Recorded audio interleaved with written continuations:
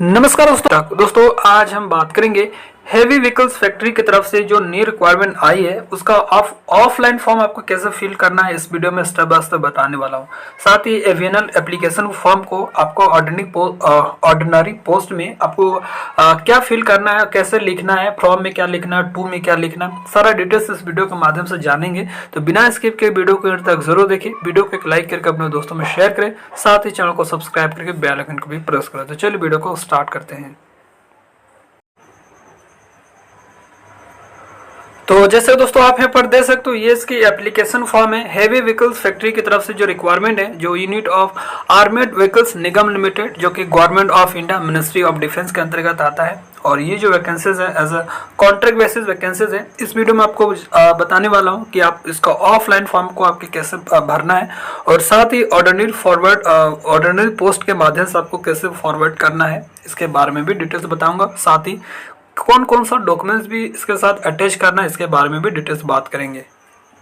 तो सबसे पहले दोस्तों इसका एप्लीकेशन फॉर्म आपको प्रिंट आउट कर लेना है डाउनलोड करके, और यहाँ पर जो भी लेटर्स आप भरेंगे वो आपका कैपिटल में होना चाहिए, यानी कि बड़े अक्षर में। तो सबसे पहले आपको जो पोस्ट है, जिस पोस्ट के लिए आप अप्लाई करेंगे वो पोस्ट आपको यहाँ पर मेंशन करना है। ठीक है, जैसे आप जैसे मैं जूनियर टेक्नीशियन फिटर इलेक्ट्रॉनिक्स के लिए अप्लाई कर रहा हूँ, तो junior technician contract fitter electronics पूरा लिखना है। ठीक है, आप शॉर्ट में भी लिख सकते हो, कोई दिक्कत नहीं है। उसके बाद यहाँ आपको अपना नाम लिख देना है। उसके बाद यहाँ आपको अपना फादर नेम और जो भी आपका डेट ऑफ बर्थ है। उसके बाद यहाँ पर एज देखिए, एज यहाँ पर इस तरह से लिखना है। आपको 5 जुलाई तक लास्ट डेट दिया इसका ऑनलाइन जो है ऑफलाइन जो है फॉर्म को भेजने के लिए। तो आपको जो है जब तक लास्ट डेट दिया उस डेट के अनुसार से आपको जो है एज काउंट कर लेना है। ठीक है, यानी कि 5 जुलाई तक आपका कितना एज हो रहा है, कितना मंथ हो रहा है, कितना ईयर्स हो रहा है, कितना मंथ और कितना डे, ये सारा एक्यूरेट करके आपको लिखना है। ठीक है, उसके बाद आपका नेशनलिटी इंडिया यहाँ पर मेंशन करना है। आप जिस कैटेगरी से फॉर्म भरे उस कैटेगरी यहाँ पर मेंशन करना है। जैसे मैं यूआर के लिए भर रहा हूँ तो यूआर में मेंशन कर दिया। ठीक है, उसके बाद आपके पास एक सर्विसमैन सर्टिफिकेट है तो लगा सकते हैं, अगर नहीं है तो आपको नो लगाना है। ठीक है, और पीडब्ल्यूडी कैंडिडेट है तो आपको यस करना है, ना तो नो पे लगा देना है। उसके बाद यहाँ पर स्पीच पोस्ट जो भी आपका पोस्टल एड्रेस है, यानी कि जहाँ आप रह रहे हैं वहाँ का पोस्ट ऑफिस का जो एड्रेस है कम्युनिकेशन के लिए, वो पूरा एड्रेस आपका एक्यूरेट लिखना है, साथ ही पिन कोड के साथ। उसके बाद आपको अपना आधार नंबर मेंशन करना है। उसके बाद आपका मोबाइल नंबर, 2 फोन नंबर दिया है, दोनों में अगर आपके पास 2 फोन नंबर है तो 2 मेंशन कर सकते हो, अन्यथा आपके पास 1 है तो 1 भी मेंशन करेगा, कोई दिक्कत नहीं है। ठीक है, उसके बाद अपना ईमेल एड्रेस ब्लॉक लेटर्स में आपको ईमेल लिखना है, और आपके पास आपके जो आइडेंटिफिकेशन जो भी मार्क्स है, जैसे आपके किसी का मॉल चिक वगैरह होता है या कट मार्क्स है, वो आपको जो भी वो आप मेंशन करना है।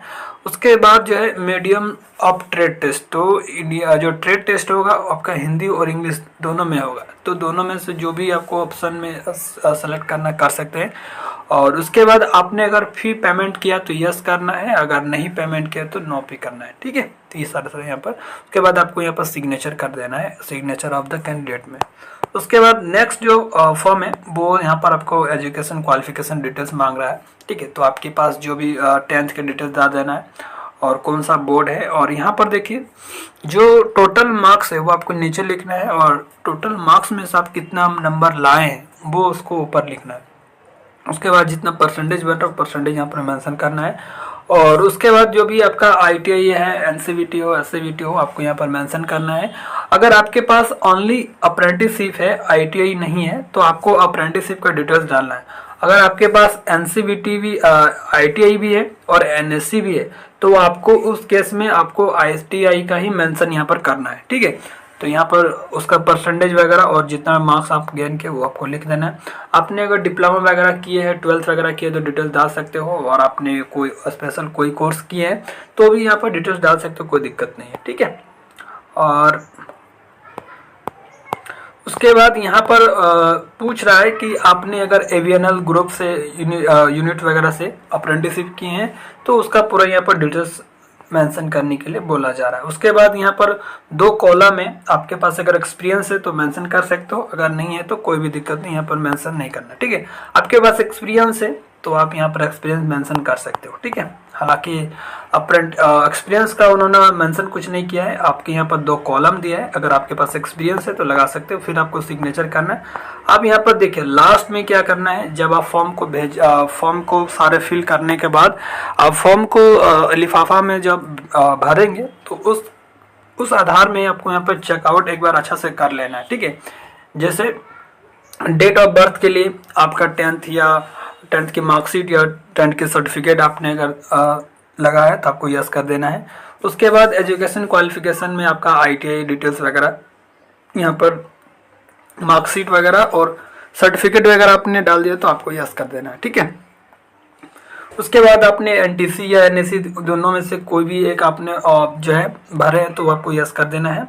और आपने अगर ABNL से अप्रेंटिसशिप किया तो आपको यस करना, अगर नहीं तो नो करना है। ठीक है, एक्सपीरियंस सर्टिफिकेट आप कर दिए हैं तो आपको यस कर देना है। उसके बाद SC ST जो भी कैटेगरीज है आप यहाँ पर यस कर सकते हैं, अगर जनरल है तो यहाँ पर नो करेंगे। ठीक है, उसके बाद discharge certificate for ex serviceman, आप अगर एक्स सर्विसमैन है तो अगर डिस्चार्ज सर्टिफिकेट लगा है तो आपको यस करना, नहीं तो नो करना। ठीक है, PWD कैंडिडेट अगर है तो यस, नहीं तो नो।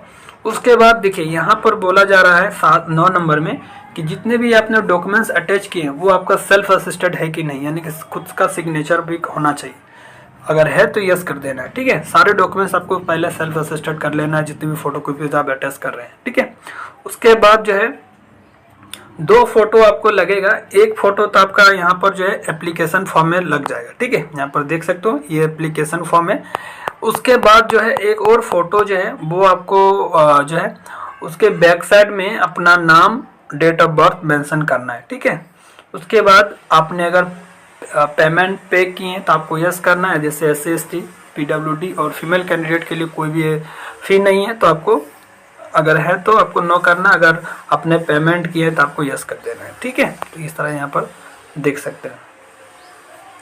उसके बाद डिक्लेरेशन में अपना नाम, उसके बाद जो डेट में सेंड करो या जो भी डेट में आपने सेंड किया है वो डेट यहाँ पर मेंशन कर देना है। उसके बाद जिस स्थान से आप जो भेज रहे हैं उसका डिस्ट्रिक्ट और अपना जो है स्टेट यहाँ पर मेंशन करेंगे, फिर अपना सिग्नेचर कर देना है। ठीक है, तो इस तरह से सिंपल सब फॉर्म है, आप इजीली भर सकते हो। और चलिए आपको लिफाफा में क्या भरना है उसके बारे में बात कर लेंगे। देखिए लिफाफा में आपको जो है सबसे पहले यहाँ पर name of the post applied junior technician, जिस पोस्ट के लिए आप अप्लाई कर रहे हैं उस पोस्ट के यहाँ पर नाम लिखना है। ऐसे मैं रफ बनाया हूँ, यहाँ से देख सकते हो। तो जिस पोस्ट के लिए आप अप्लाई कर रहे हैं उस पोस्ट का यहाँ पर नाम लिख देना है। उसके बाद जो भी एडवर्टाइज नंबर है आपको नोटिफिकेशन में मिल जाएगा, वो नोटिफिकेशन नंबर वगैरह लिख सकते हैं। उसके बाद पोस्ट बैग नंबर 01 जो कि आपके एप्लीकेशन फॉर्म में ही दिख जाएगा। ठीक है, और यहाँ पर आपको जहाँ से आप भेज रहे हैं वहाँ से फॉर्म में अपना नाम, अपना फादर नाम, उसके बाद एड्रेस में post district, police station, pin, state और फ़ोन नंबर, ये सारी चीज़ आपको यहाँ पर भरना है। उसके बाद 2 यानी कि जहाँ पर आपको भेजना है उसका एड्रेस यहाँ पर मेंशन कर देना है। इसका एड्रेस आपको जो है एप्लीकेशन फॉर्म में ही दिख जाएगा, आप वहाँ से डायरेक्ट जो है लिख सकते हो। तो इस तरह से आप लिफाफा में सारी चीज़ें लिख के आपको फॉर्म अटैच करके भेज देना है। ठीक है, तो सिंपल सा है, कोई भी इशू नहीं है। और इसमें भी कोई दिक्कत है तो कमेंट के माध्यम से पूछ सकते हैं। मिलता है अगले वीडियो में, तब तक के लिए टेक केयर, जय हिंद, वंदे मातरम।